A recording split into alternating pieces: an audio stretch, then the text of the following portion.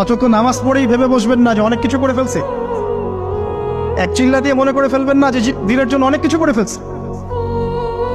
একটা হজ করেছেন, ওমরা করেছেন, সিয়াম রেখেছেন, দিনের জন্য দান সৎকার করেছেন, একটা মাদ্রাসা মসজিদ করেছেন, ভেবে বসবেন না আপনি সব অনেক কিছু করে ফেলেছেন এবং অন্যরা সব কক্রোচ তেলা পোকা, ওরা জাহান্নামে যাবে এমনটা মনে করবেন।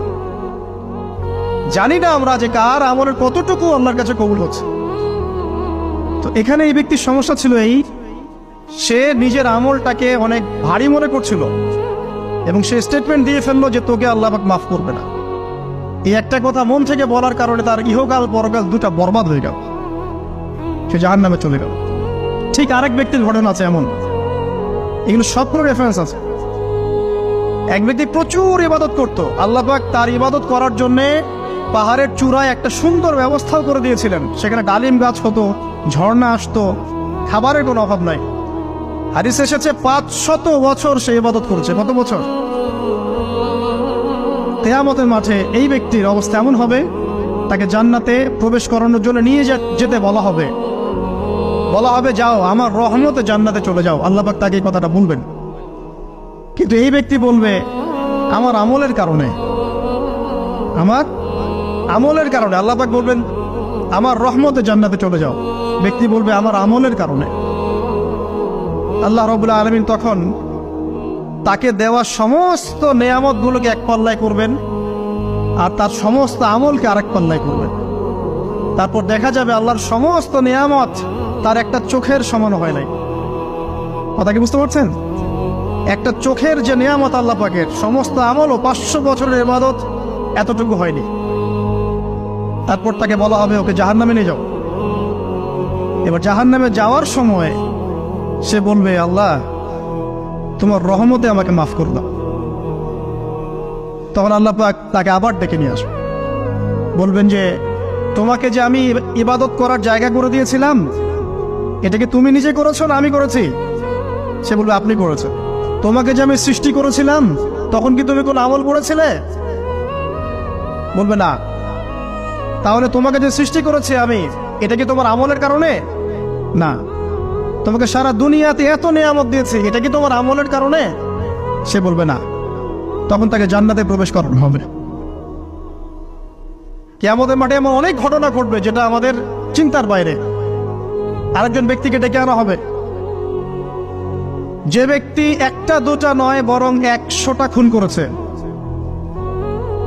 সে 99 জন মানুষকে হত্যা করার পর ফতোয়া খুঁজে বেড়াচ্ছিল যে আমার তওবা কবুল হবে কিনা। একজন আবেদের কাছে গিয়েছে। আবেদ আর আলেম কিন্তু এক জিনিস না। আবেদ মানে যে প্রচুর ইবাদত করে, তার জ্ঞান কম, সে শুধু জানে কিভাবে ইবাদত করতে হয়। আলেম হচ্ছে সে যে শরীয়তের গভীর জ্ঞান জানে আবার ইবাদতও করে। আবার যারা জ্ঞান আছে আমল নাই, সেও কিন্তু প্রকৃত আলেম না। প্রচুর জ্ঞান আছে কিন্তু জ্ঞান অনুযায়ী আমল করে না, সেও কিন্তু প্রকৃত আলেম নন। এবার আসেন, তো এই আবেদের কাছে গিয়ে সে বলছে আমার কি ক্ষমা হবে? আমি 99টা খুন করেছি। সে বলল তোমার আবার ক্ষমা? তোমার ক্ষমা নাই। তখন এই ব্যক্তি এই আবেদকে হত্যা করে 100টা খুন পূর্ণ করলো, ওকেও সে মেরে ফেলছে। আমার ক্ষমাই হবে না তো তোর বেঁচে থাকার কি দরকার, তুইও মর। কি বুঝতে পারলেন? বর্তমান বিশ্বের উগ্র মাথার পলিটিশিয়ানদের মতো অবস্থা। আমার দেশের সমস্যা, তোর দেশ পারমাণবিক বোমের উড়াই দিব, মানে এরকম একটা অবস্থা। তো আল্লাহ রাব্বুল আলামিন এই ব্যক্তির মধ্যে একটা চেতনা তৈরি করলেন যে আমাকে তওবা করতে হবে। সে তখন সার্চ করতে লাগলো আরো কোনো আলেম আছে কিনা। এরপর অনেক দূরে একজন আলেমের সন্ধান পাওয়া গেল। সে সেখানে গেল, তাকে গিয়ে বলল আমার কি ক্ষমা হবে? সে আলেম তাকে বলল হ্যাঁ তোমারও ক্ষমা হতে পারে, যাও তুমি ইস্তেগফার করো এবং এই এলাকা থেকে অন্য এলাকায় চলে যাও। মানে যে এলাকায় তুমি অনেকদিন ছিলে, যেখানে তুমি অনেক পাপ কাজ করেছো, এখানে থাকার দরকার নাই। তওবা করে তুমি অন্য কোথাও চলে যাও, নতুন একটা জীবন শুরু করো। এখানে থাকলে হবে কি, তোমার স্মৃতিগুলো তোমাকে তাড়িয়ে বেড়াবে এবং মানুষ তোমাকে খারাপ নজরে দেখতেই থাকবে, তুমি তখন কষ্ট পাবে। এই জন্য তুমি চলে যাও। তো চলে যেতে যেতে সে রাস্তায় ইন্তেকাল করে।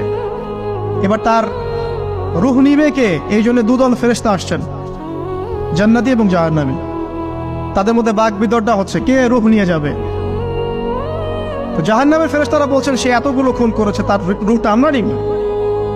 আর জান্নাতি ফেরেশতারা বলছেন না, সে তওবা করতে এসেছিল, অতএব সে আল্লাহর অভিমুখী হয়েছে, তার রূহটা আমরা নিব। আল্লাহ পাক এখানে একটা কৌশল করলেন।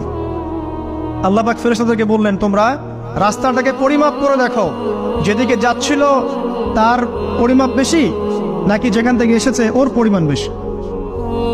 আল্লাহ পাক জমিনকে আদেশ করলেন, হে জমিন তুমি প্রশস্ত হয়ে যাও। এবার পরিমাপ করে দেখা গেল